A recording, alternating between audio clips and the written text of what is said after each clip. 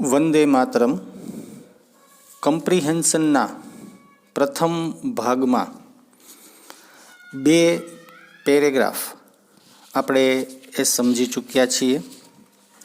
અત્યારે સ્ક્રીન ઉપર paragraph number 3 એ તમને દેખાઈ રહ્યો છે. પેરેગ્રાફ નંબર 3ને આપણે સમજીએ અને ત્યાર પછી એના આધારે એ જે જવાબો લખવાના છે એ જવાબોને સમજીએ. One day, an elephant went to a river for a bath. એક વખત એક હાથી પોતે રિવર એટલે કે નદી પર નાહવા માટે, બાથ શબ્દનો અર્થ અહીંયા સ્નાન, નાહવા માટે થઈ અને એ ગયો. On the way it saw a fruit shop. એક વખત રસ્તામાં જ્યારે આ હાથી એ સ્નાન કરવા માટે નદીએ જતો હતો તો રસ્તામાં એણે એક ફળની દુકાન, ફ્રૂટ શોપ એ જોઈ. The elephant put its trunk out of the ripe bananas on the shelf. અને હાથીએ પોતાની સૂંઢ જે છે એ બહાર કાઢી અને જે પાકેલા કેળા, રાઇપ બનાનાસની જે ખાનું હતું એમાંથી કેટલાક કેળા એણે ઉપાડ્યા. The shopkeeper was angry. દુકાનદાર આ વસ્તુ જોઈ અને ખૂબ જ ગુસ્સે થયો. He hit the elephant with a big stick. અને એટલા માટે તેણે હાથીને એક મોટી લાકડી વડે એ ફટકાર્યો. The elephant then walked to the river. હાથી ત્યારે કંઈ બોલતો નથી, કંઈ કહેતો નથી, એ ચૂપચાપ એ ત્યાંથી ચાલતો થઈ જાય છે નદી તરફ. After having its bath in the river. પોતાનું સ્નાન જે છે એ નદીમાં પૂર્ણ થયા પછી the elephant filled its trunk with water. હાથી પોતાની સૂંઢ જે છે એ સૂંઢમાં પાણી ભરે છે. Then it walked back to the fruit shop. અને એ પછી પોતે ફળની જે દુકાન છે ત્યાં એ પરત આવે છે.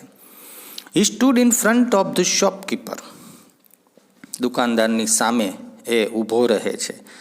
Raised its trunk. પોતાની સૂંઢ એ ઊંચી કરે છે, ઉપાડે છે. And threw water on him.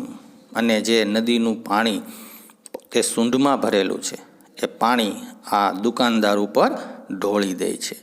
Than it walked અવે ક્વાઇટલી. અને પછી ચૂપચાપ પોતે ત્યાંથી ચાલ્યો જાય છે. તો અહીંયા જે આપણને પેરેગ્રાફ આપવામાં આવેલો છે, આ પેરેગ્રાફના આધારે નીચે આપણને કુલ 5 પ્રશ્નો એ આપેલા છે. આપણે એ પ્રશ્નો અને એના જવાબો એ જોઈએ. તો સૌથી પહેલો પ્રશ્ન છે, where did the elephant go. હાથી ક્યાં ગયો? બરાબર. તો આપણો જવાબ બનશે the elephant went to a river. બરાબર. Elephant went to a river. Go શબ્દ જે છે એ અહીંયા સાદા ભૂતકાળમાં ડીડ સાથે વપરાયું છે. માટે જ્યારે તમે એનો જવાબ લખશો તો ડીડ જે છે એ સાદા ભૂતકાળની વાક્ય રચનામાં હકારમાં યુઝ નથી થતું. કાં તો નકાર વાક્ય રચના હોય અથવા તો પ્રશ્નાર્થ વાક્ય રચના હોય. સાદો ભૂતકાળ આપણે એ સમજી લીધેલો છે એટલા માટે આપણને એ વસ્તુનો ખ્યાલ જ હશે, માત્ર તમને યાદ અપાવું છું. તો અહીંયા ડીડ શબ્દ જે છે એની સાથે ગો યુઝ થયું છે, તો માટે જવાબ આપણે ગો શબ્દનું ભૂતકાળનું રૂપ વેન્ટ ક્રિયાપદ મૂકી અને લખેલો છે. The elephant went to a river. ત્યાર પછી છે, what did it do at the fruit shop. હાથીએ ફળની દુકાને શું કર્યું? બરાબર. તો આપણે લખશું ધ એલિફન્ટ ટુક. ટેક શબ્દ જે છે એનું ભૂતકાળ ટુક સમ રાઇપ બનાનાસ. સમ રાઇપ બનાનાસ પાકેલા કેળા. At the fruit shop. દુકાનની અંદર જે ખાનું હતું કે જેમાં પાકેલા કેળા રાખેલા હતા એ એણે લીધા. ત્યાર પછીનો ત્રીજો પ્રશ્ન છે, what did the shopkeeper do. દુકાનદારે એ શું કર્યું? બરાબર, તો આપણો જવાબ બનશે the shopkeeper hit the elephant with a big stick. એક મોટી લાકડી વડે દુકાનદારે હાથીને માર્યો, ફટકાર્યો એવા અર્થમાં. ત્યાર પછીનું ચોથું, what did the elephant do after its bath? પોતે સ્નાન કરી લીધું પછી હાથીએ શું કર્યું? તો આપણો જવાબ બનશે the elephant filled its trunk. The elephant filled its trunk with water after bath. With water after bath. અને પાંચમો અને છેલ્લો પ્રશ્ન તમે જોઈ શકો છો, જવાબ થોડોક લાંબો છે માટે થોડાક અક્ષરો નાના રાખી અને જવાબ આપણે લખશું. પાંચમો પ્રશ્ન છે, what did the elephant do to the shopkeeper? હાથીએ દુકાનદાર સાથે શું કર્યું?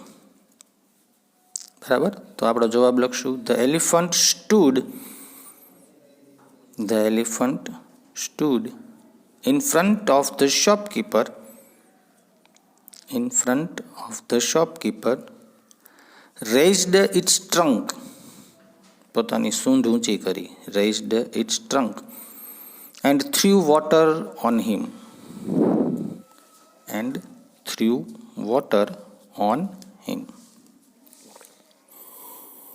તો અહીંયા આપણા પેરેગ્રાફ નંબર 3ના એ પ્રશ્નો અને જવાબ એ પૂર્ણ થાય છે. ત્યાર પછી પેરેગ્રાફ નંબર 4 આપણે સમજીએ. તો પેરેગ્રાફ નંબર 4ની અંદર આપણને એક પોયમ એ આપવામાં આવેલી છે. I shot an arrow in the air. Shoot શબ્દનું ભૂતકાળ છે શોટ. બરાબર, મેં હવામાં એક તીર ચલાવ્યું. ઇટ ફેલ ઓન અર્થ, અને તે જમીન ઉપર જઈ અને પડ્યું. આઈ નો નોટ વેર, મને એ ખબર નથી કે એ ક્યાં પડ્યું. બરાબર ને, આઈ નો નોટ વેર, એ ક્યાં પડ્યું, ક્યાં જઈ અને આ તીર એ પડ્યું એની મને ખબર નથી. For so swiftly it flew. ન ખબર પડી એનું કારણ તો કે સ્વિફ્ટલી ઇટ ફ્લ્યુ, એ એટલું બધું ઝડપથી હવાની અંદર એ સરકી ગયું. The sight could not follow it in its flight.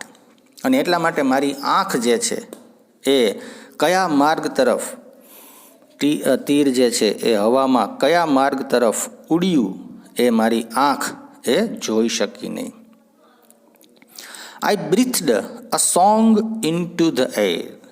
Breadth શબ્દનો અર્થ ખરેખર શ્વાસ લેવો. બરાબર, પણ અહીંયા મેં એક ગીત સંગીતના સ્વરો સાથે મારા શ્વાસમાં ભર્યું. ઇટ ફેલ ઓન અર્થ, અને એ પણ એ પૃથ્વી ઉપર, જમીન ઉપર એ ક્યાંક પડ્યું. આઈ નોટ નો વેર, મને એ ખબર ન પડી કે એ ક્યાં પડ્યું. For who has sight so keen and strong that it can follow the flight of a song.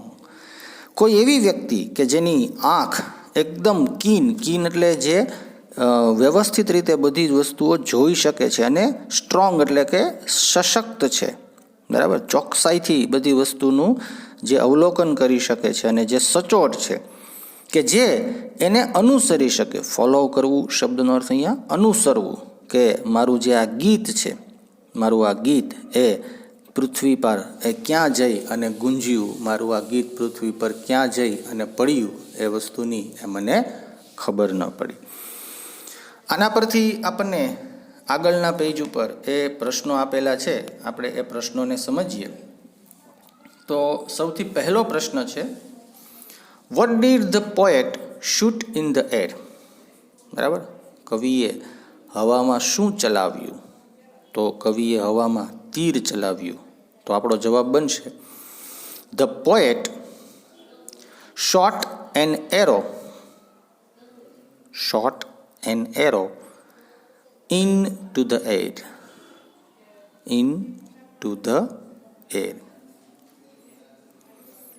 ત્યાર પછીનો પ્રશ્ન નંબર 2 છે, what did the poet breathe into the air? કવિએ હવામાં જે શ્વાસ છે એની સાથે શું મૂક્યું એવા અર્થમાં. તો આપણે જોઈએ, the poet breathed a song into the air. The poet breathed a song into the air. ત્યાર પછી પ્રશ્ન નંબર 3 કે જેની અંદર આપણને પ્રાસ મળતા શબ્દો એટલે કે રાઇમિંગ વર્ડ્સ એ કાવ્યમાંથી ગોતી અને લખવાના કીધા છે. તો એના માટે પહેલો શબ્દ છે સાઇટ. તો સાઇટ શબ્દની સાથે પ્રાસ મળતો શબ્દ એ ફ્લાઇટ એવો બને છે. જવાબમાં તમે જોઈ શકો છો, સાઇટની સામે ફ્લાઇટ એવું લખેલું છે. અને બીજો શબ્દ છે સોંગ. તો સોંગ માટે આપણે જવાબમાં એ સ્ટ્રોંગ એવો શબ્દ જે છે એની સાથે પ્રાસ મળે છે એ લખીએ. ત્યારબાદ પ્રશ્ન નંબર 4 આપણને ટ્રુ ફોલ્સ એ પૂછવામાં આવેલું છે. તો ચોથો એ વાક્ય જે પ્રશ્ન તરીકે આપેલો છે આપણે જોઈએ, the poet knows where the arrow fail.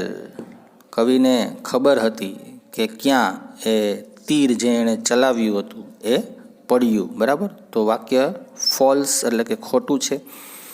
તો સામે આપણને જે બોક્સ આપેલું છે, જે ખાલી જગ્યા, એમાં આપણે ફોલ્સ એવો શબ્દ લખશું. અને પછી આપણે કાવ્ય પંક્તિ એ પૂર્ણ કરવાની છે કે જેની અંદર આપણને આપેલું છે કમ્પ્લીટ ધ ફોલોવિંગ લાઇન્સ. નીચે આપેલી પંક્તિઓ પૂર્ણ કરો.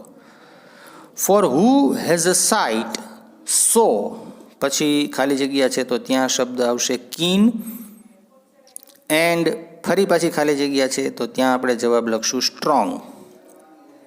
બરાબર. એટલે પ્રથમ વાક્યની પહેલી ખાલી જગ્યામાં કીન શબ્દ આવશે અને બીજી ખાલી જગ્યામાં સ્ટ્રોંગ શબ્દ આવશે. That it can follow the. તો ધ પછીની ખાલી જગ્યા છે એટલે કે ત્રીજી ખાલી જગ્યા કે જેમાં આપણે જવાબ લખશું ફ્લાઇટ. ઓફ અ પછીની જે ખાલી જગ્યા છે એમાં આપણે લખશું સોંગ. અહીંયા આપણે પેરેગ્રાફ નંબર 3 અને 4 કે જે એક પેરેગ્રાફ અને એક પોયમ તરીકે આપવામાં આવેલા છે. આ પછી 5 અને 6 એ 2 પ્રશ્નો એ બાકી રહે છે કે જે આપણે સેલ્ફ સોલ્યુશનમાં એ કમ્પ્લીટ કરવાના છે. એટલે કોમ્પ્રિહેન્શનમાં જે આપણને કમ્પોઝિશનની અંદર કોમ્પ્રિહેન્શનનો જે ટોપિક આપેલો છે એ મુદ્દો એ આપણો અહીં પૂર્ણ થાય છે.